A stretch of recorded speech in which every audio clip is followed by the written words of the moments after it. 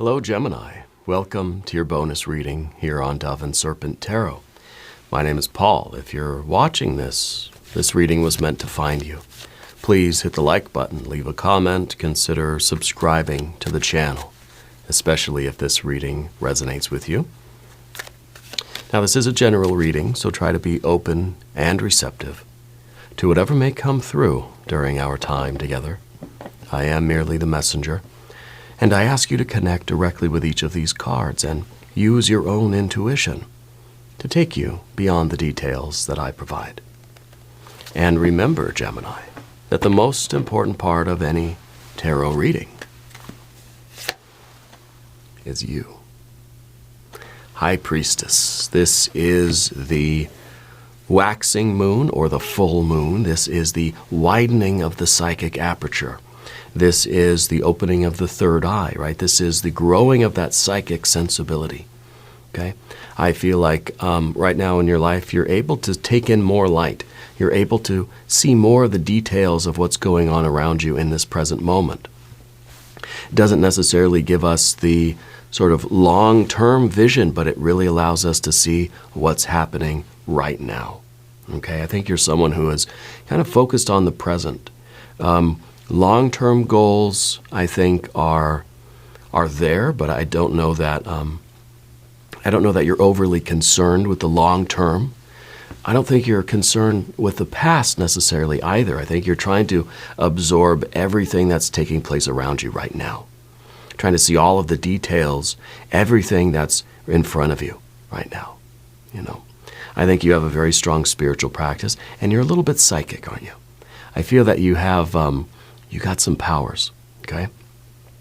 And I think that you haven't always been fully in touch with them. It's kind of a process of getting back in touch with our psychic sense.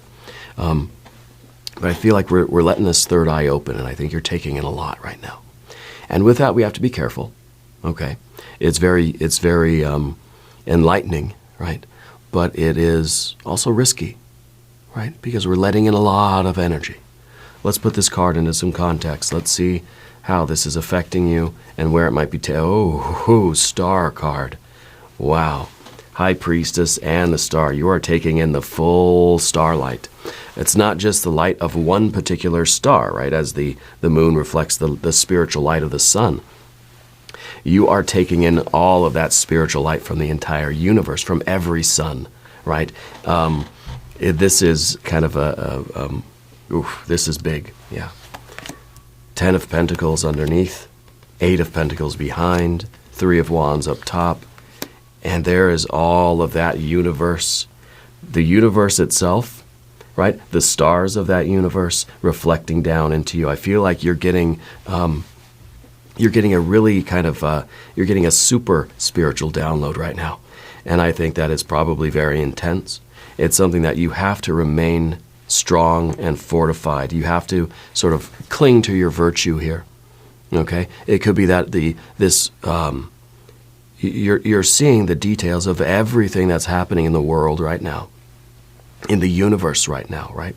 But you've got to still make the right decisions and be virtuous in how you're using this information, you see? And use kind of like using your power for good instead of evil, right? It's very interesting.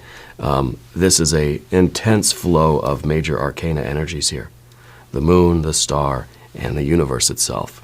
Of course, we have this earth energy also kind of supporting you as sort of a momentum. It's kind of pushing you forward. I think that you're very focused on physical well-being. You're very focused on how you can apply all of your sort of spiritual, psychic energy to really growing something meaningful and lasting in your life. You know, you come from you have very strong roots. Yeah. And I think it's helping you to manage this period of spiritual awakening. Now, of course, if there's anything you would like me to pray over or meditate upon or send positive energy toward, please let me know in the comments. Okay. Let's finish up our cards. Path of the Serpent here. We've got the Hermit. We've got Death. we've got a 9 of swords, we've got a 6 of swords. The Hermit and the Death card, I think, are, very, very important cards as well. If the Hermit is rather introverted, right?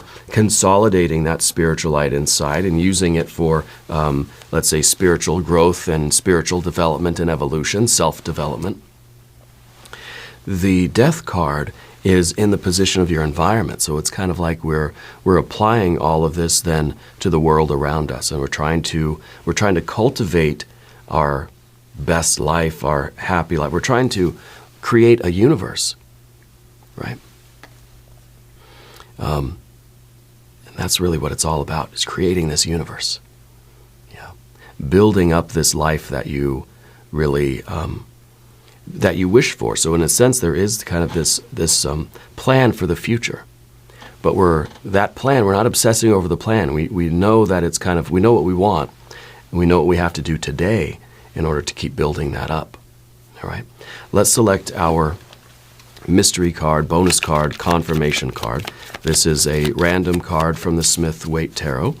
This is the factor infinite and unknown. We'll set it right here with our little octopus friend, the 8 of Pentacles. We're not going to look at that card until the end, right? But it will tie everything together and give us our confirmation at the end of the reading. Let's take a look at our cards. Let's look around the room here, because we do have 5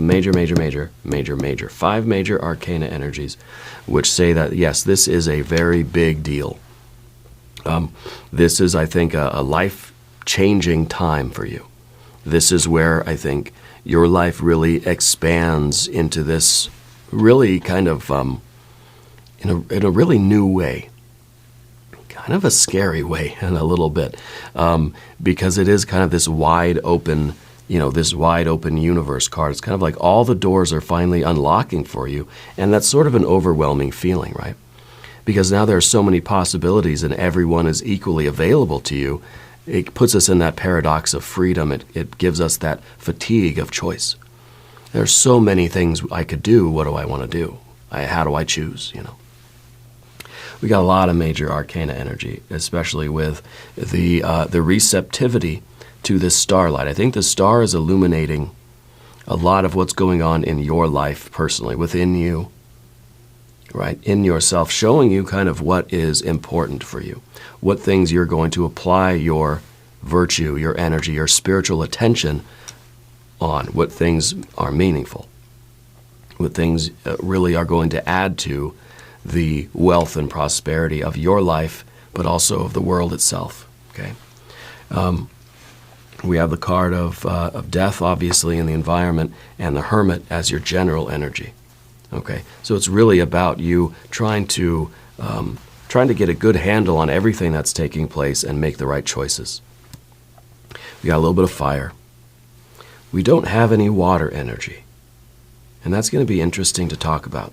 We've got our air energy, sort of a despair and disharmony, but becomes harmony. It's sort of we're skipping over the despair. This is the energy we don't want. This is the obstacle.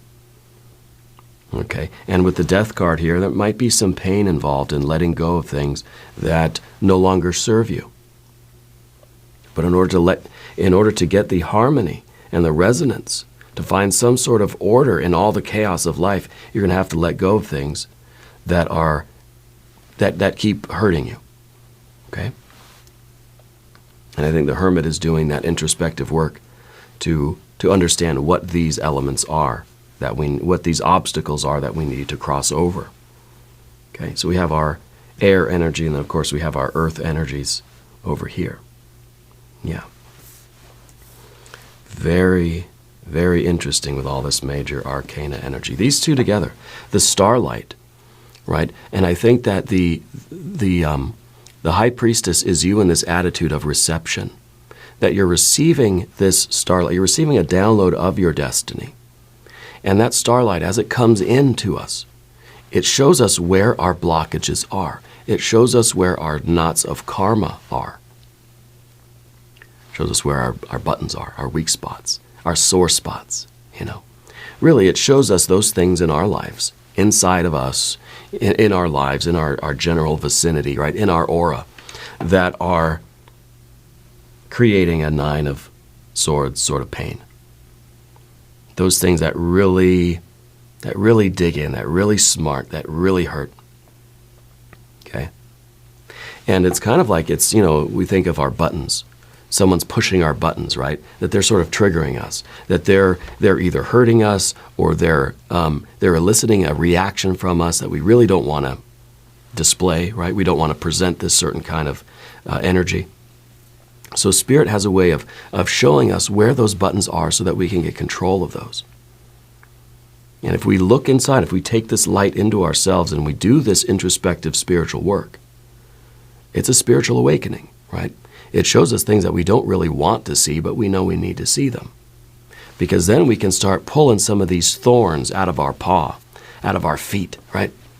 Out of our sides. We can start getting rid of some of these things that are stuck in us. And the first step of life, I think, is to try to get some of those thorns, right, out of our paws. And when you pull it out, it's going to hurt.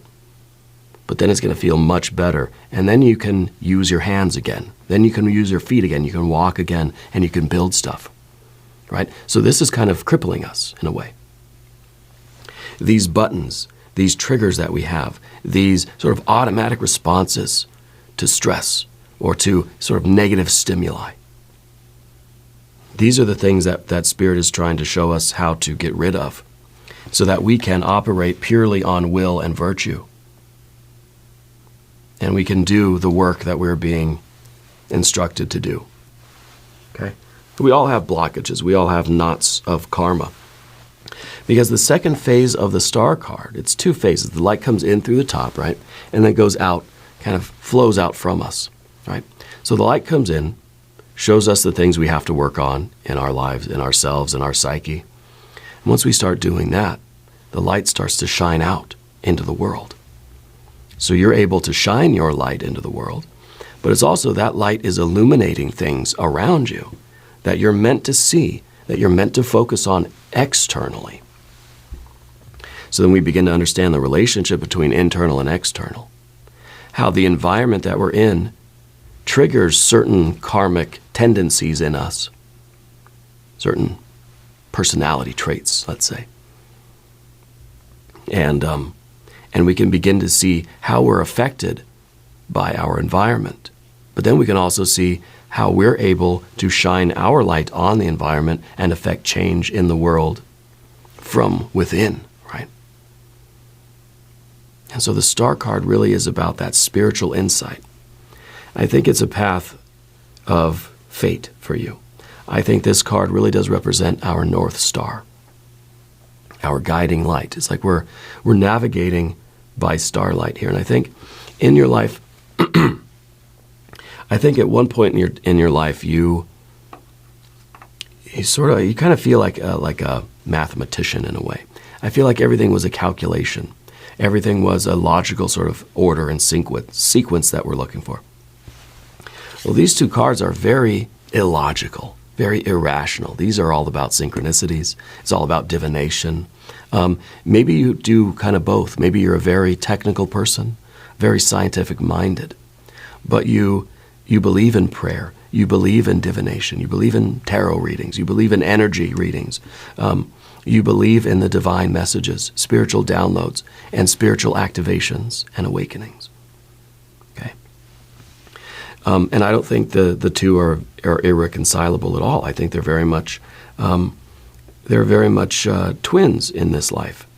You know, I think that they sort of complement each other very, very well. You might be in a situation in your life where you're trying to understand how to do something, grow something, or succeed at something. Okay? And that's us looking here at our Eight of Pentacles. It may be that you are, let's say you're trying to grow a particular plant or crop, and you're doing everything scientifically correct. You're following the recipe the way it says to do it. You're trying to cook something real good here. Following the recipe, following the instructions, right? But there's something else. That's not all there is to it. Life is not a recipe that we can follow. They're guidelines. We want the instructions. We want the owner's manual. We want the recipe. And we'll follow it generally, right? More or less.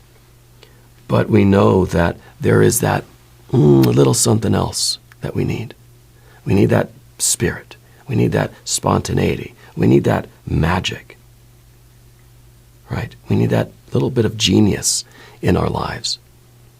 Otherwise, what's going to distinguish someone from a very good technical person? I can follow a recipe and make a good gumbo. Right? Well, then anybody could do that. Anybody could follow a recipe, right, and make the gumbo. What separates that gumbo from the gumbo, from that really, really spectacular thing?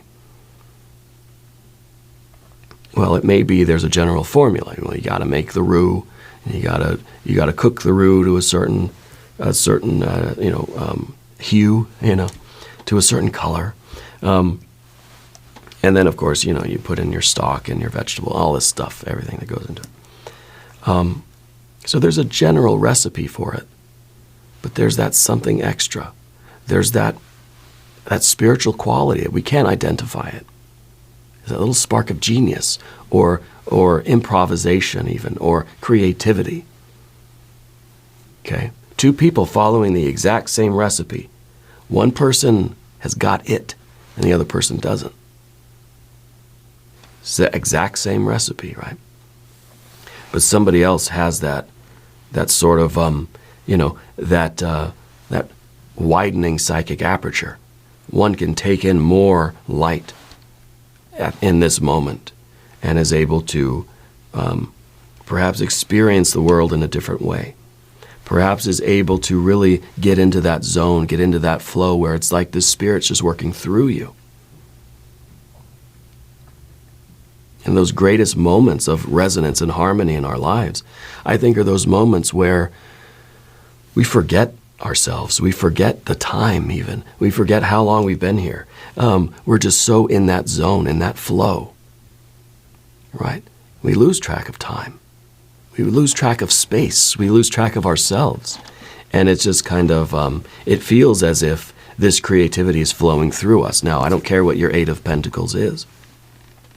Could be cooking, could be music, could be writing, could be business, could be physical health, right?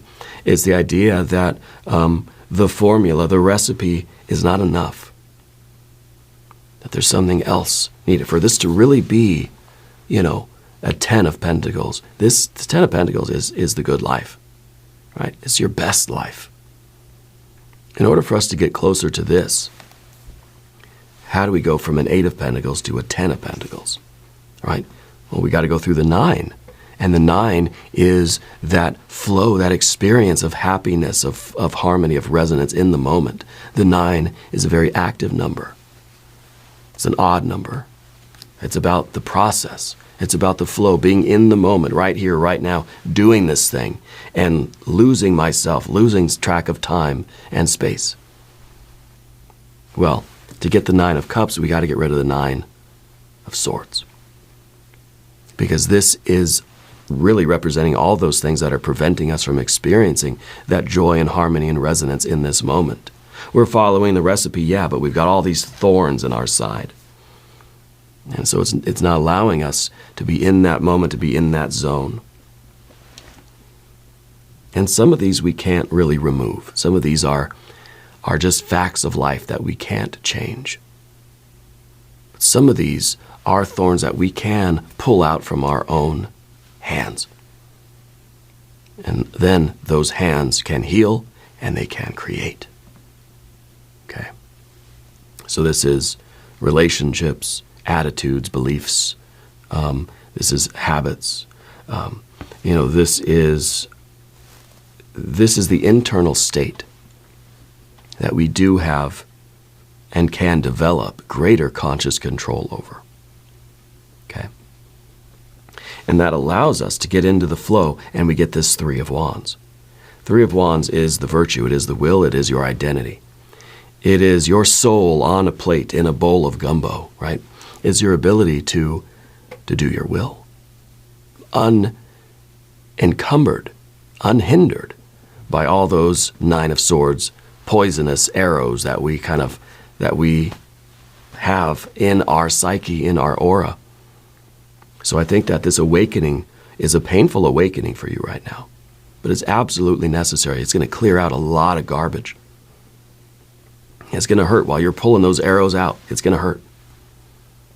But it's going to allow you to express your will and be a pure, clear channel of that divine light, that spiritual awareness.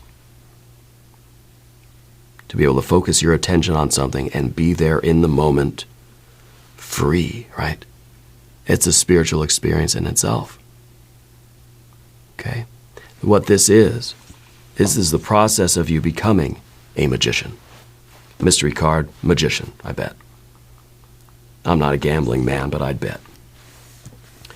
Because the will requires that the heart and the mind and the body are every aspect of our being is flowing in that direction. Okay? We're totally immersed in what we're doing. And I don't know how else to describe it, we're in the flow, right? There's a great book called Flow. I can't remember the author. I'll look it up after the reading here, or if anybody can think of it right now. It's that resonance. It's where every aspect of our being, our attention is completely directed on what we're doing in this moment. Our heart is in it. Our mind is in it.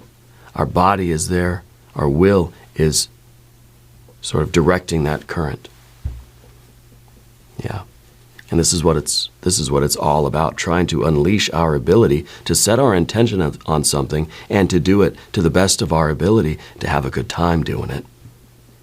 And to have those moments, right? This is about the here and now. It's not about the future. But to have this moment of flow and harmony and resonance and will, of magic, in this moment, knowing that the byproduct, the side effect of that is prosperity and wealth and really creating your best life as you go into the future. It's kind of like if you focus on the here and now in this flow state, the future takes care of itself. Okay? So part of it really is understanding what you're applying your will to. We got this fire and earth thing here. Fire to earth. I think that you're applying yourself to all the right things. I think that you're someone that's patient. You're someone that knows how to follow a recipe, right? And you're not just one of those people that kind of say, okay, if a little bit of water is good, then if I just dump a whole 5-gallon jug of water on my little tomato plant, and she'll be really happy, right? It doesn't work that way. So you know about restraint. You know about prudence. You know about sort of the delicate nature of things.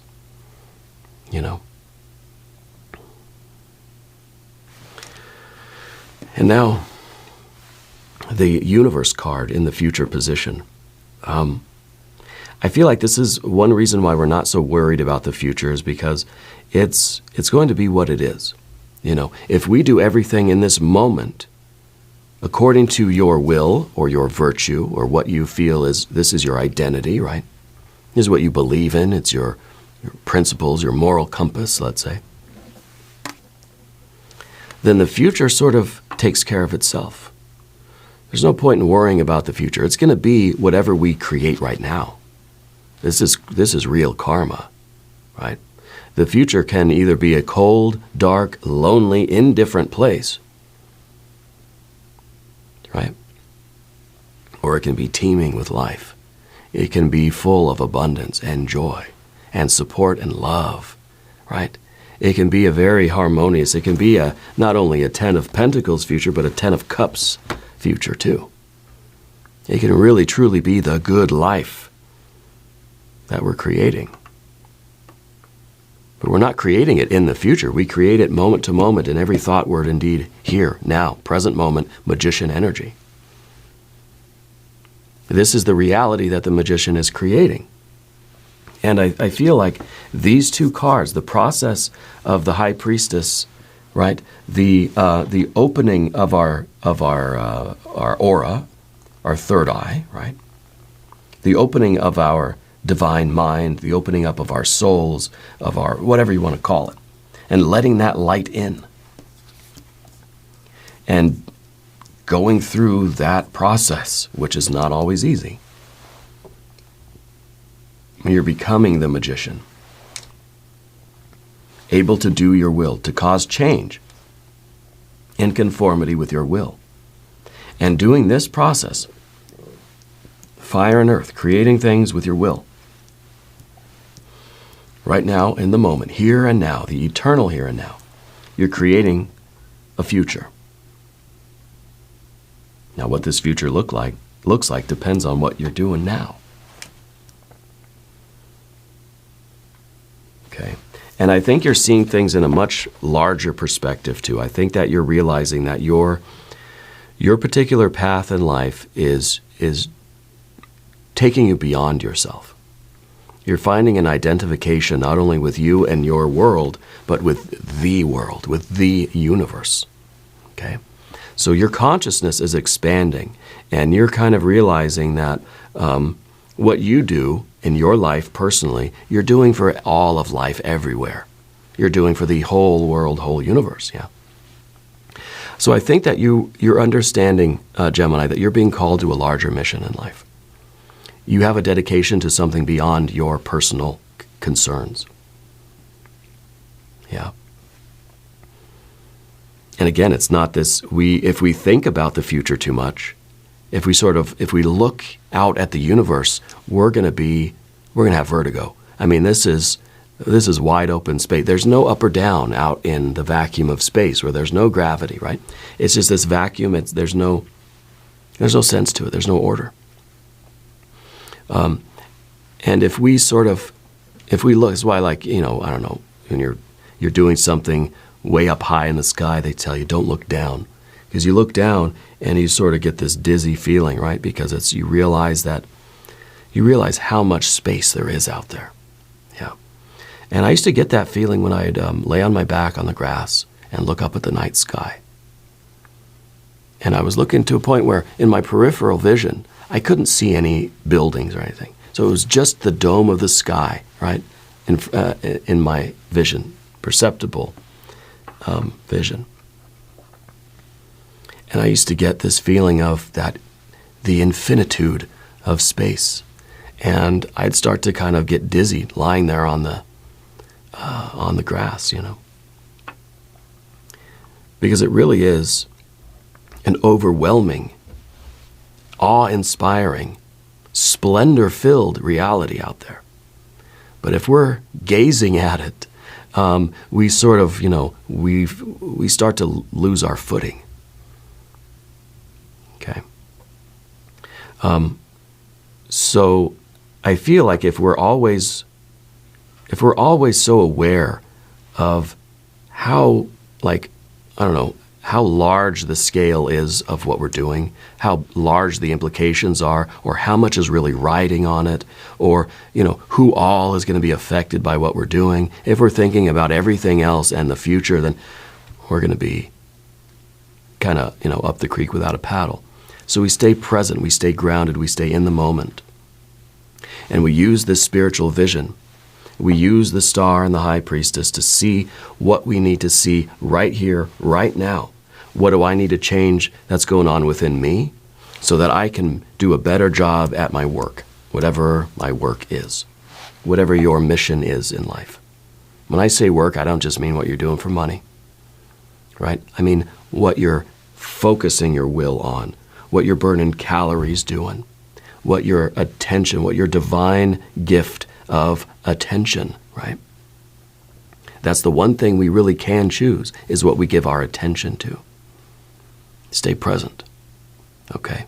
Stay here and now, and the future will take care of itself.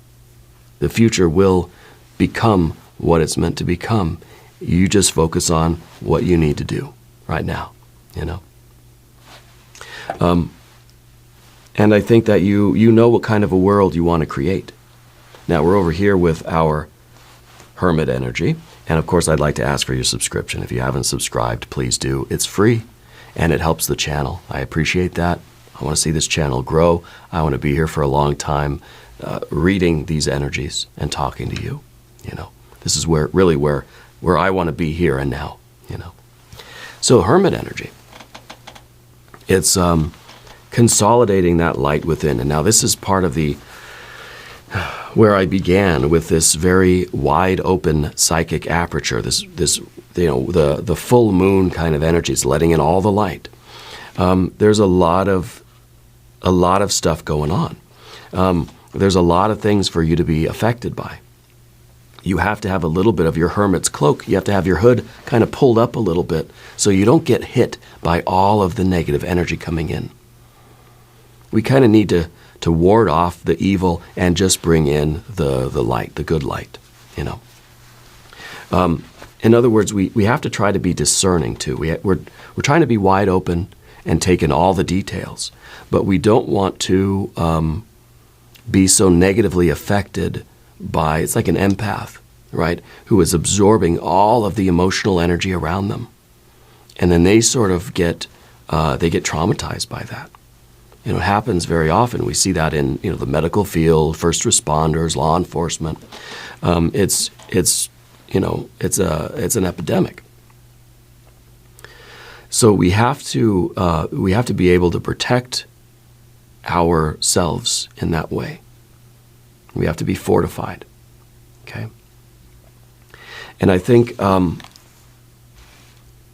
that's why the first phase of this star energy is to really understand what things we have to let go of, where our sort of thorns are, where the arrows are in our own, let's say the mote in our own eye,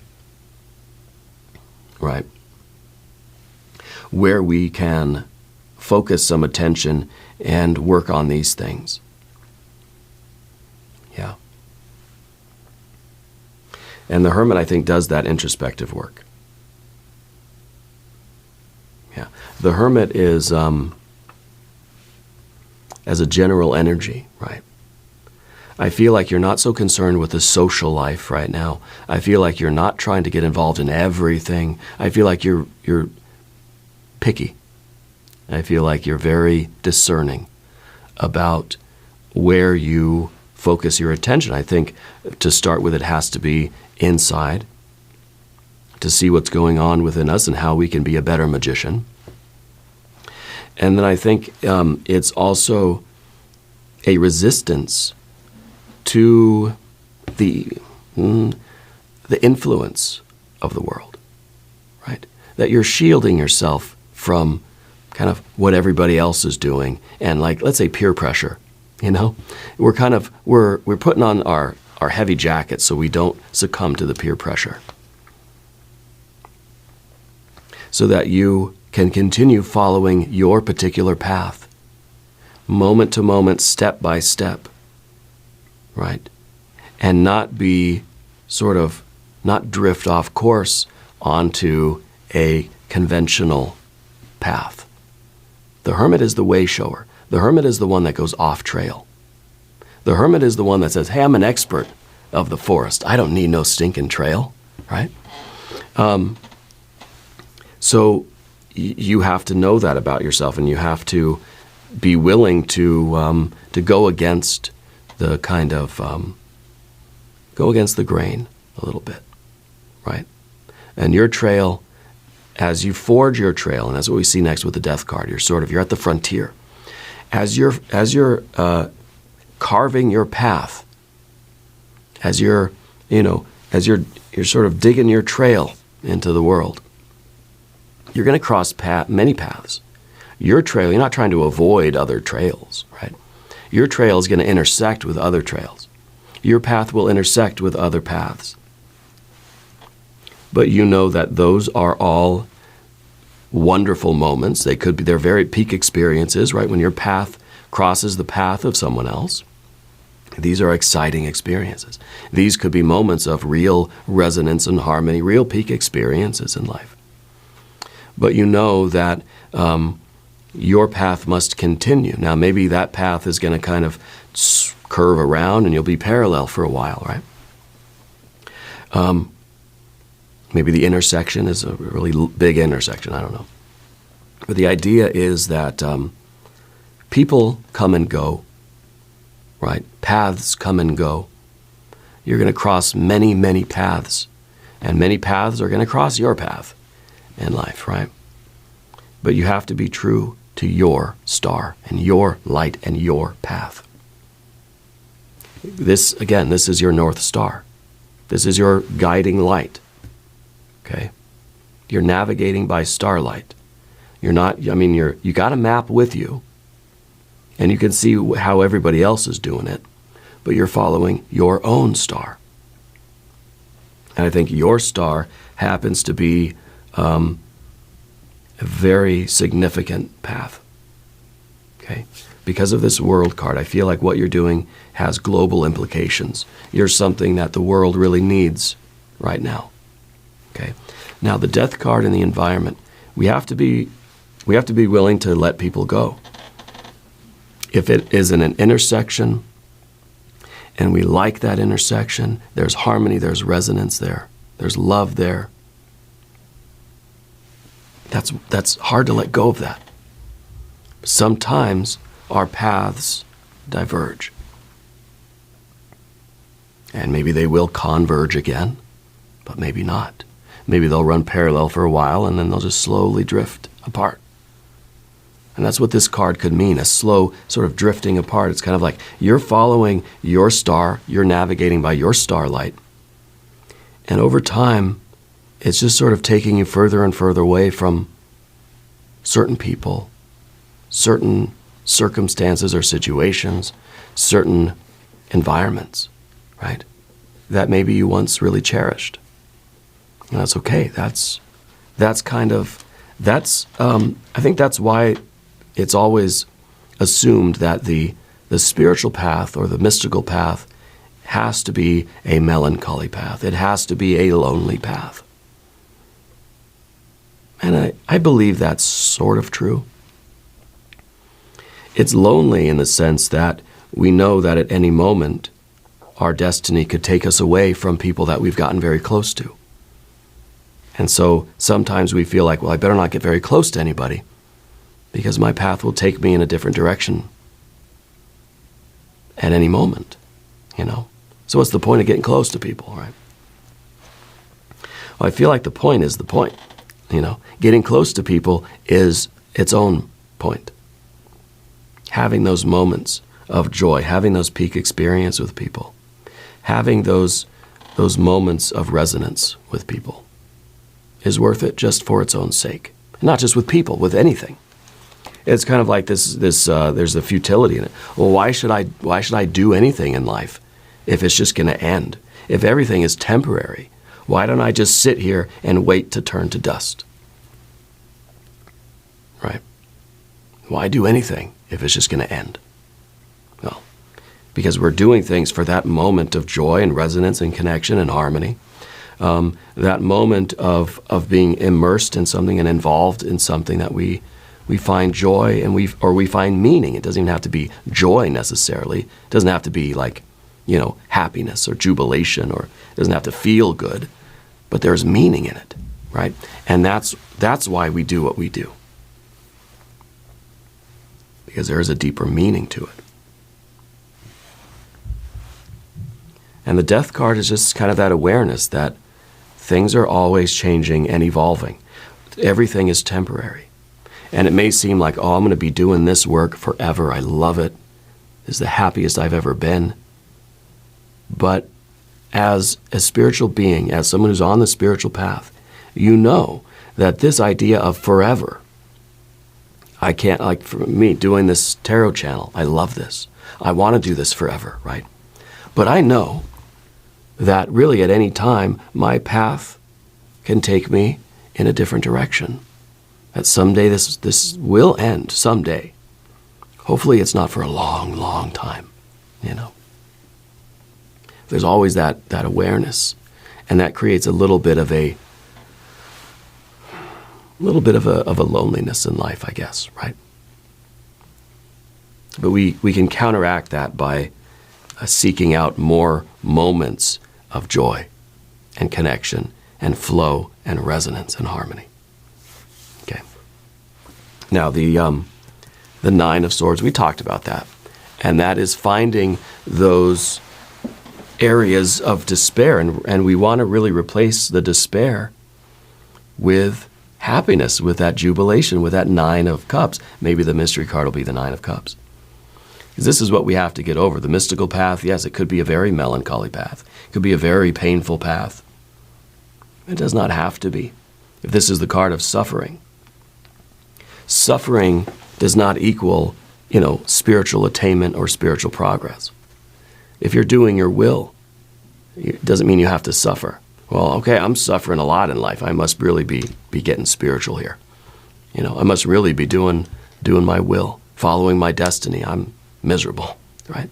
No. We have to try to eliminate that kind of thinking, because then what we're doing is creating a world that is not even indifferent, but is absolutely hostile to us. Okay? Now, as it is to begin with, this is sort of an indifferent. This is nothing yet. The universe is not full of comfort and support. It's not full of pain and hostility either. It's not out to get us. It's not out to reward us and comfort us, right? The universe does not make decisions that are going to always take us into account. The universe does not always do what is best for us as people, right? So it begins as an indifferent universe. We create either the hostile universe or the comforting, successful, helping us, lifting us up kind of universe. So we really want to watch out for that Nine of Swords. What we're trying to do is create, right? This is a Mercury energy. This is that magician energy. It's science and magic. Same thing, right? Science is just magic that we now think we can explain. We've tried to, it's magic that we think now we can write the recipe for. You know what I mean? But it really is about finding some sort of order and structure and meaning in the chaos. We're trying to give this indifferent universe some kind of qualities. Let's make those qualities such of support, love, comfort, right? Guidance. A universe that cares about us, a world that cares about us, a life, right, that cares about us and wants us to succeed rather than something else. So this is kind of about us finding our own personal recipe for how to create the good life, a happy and successful life. And we have to do that right here, right now, on a day-to-day basis. And we're creating meaning. We're giving meaning to the world. Because this is a blank slate. This is an infinite universe that could be anything. It's up to us to assign meaning to it. It's up to us to recognize whether it is hostile or whether it is, comforting and supportive, encouraging, right? Let's look at our mystery card. What could that possibly be? Magician. It could be a 9 or a 6 of cups, okay? If you have a prediction, put it in the comments down below. Let's take a look. The Hermit again. Wow, look at that. Double Hermit. In our effort to give the universe meaning, sometimes we feel as if we have to go with consensus meaning. That whatever everybody else around us, whatever that projection of the universe is, that meaning, that quality that society has assigned to the world, it depends on who you ask. It depends on which news channel you watch, right? Universe is hostile, scary place. It's bad, right? Really terrible. Or you talk to somebody else, you associate with a different group, you look in a different direction, and the universe is all puppy dogs and unicorns, right? So we're not saying that one is right and one is wrong. But what these cards are saying is that you have to find your own meaning, your own value, what is your universe? What universe are you trying to create? Yeah, let's create a universe that's more unicorns and puppy dogs. Obviously, right? Let's create a universe that's going to be more comforting, more joyous, more connected, more resonant, more beautiful. Yeah. So I think that it's very important that we all recognize that we are on this solitary spiritual journey. And our paths may cross paths with a lot of other people, a lot of other ideas and things and qualities and values. We should forge our own and realize that everything we do right here, right now, today is creating that universe with those qualities. And that is the reality. So I think double hermit is good. We're all hermits on this spiritual quest. Yeah. I like this very, very much. We're going to do an extended reading if you want to stick around. There is a link in the corner. There's one down below in the video description. New readings for Gemini Monday and Friday. Be sure to watch both readings. If you haven't subscribed to the channel yet, please do. It is totally free. Doesn't cost anything. Leave a comment and let me know where in the world you're watching from. I want you to know that you're the most important part of Dove and Serpent Tarot. I thank you and I love you. And we're all in this together.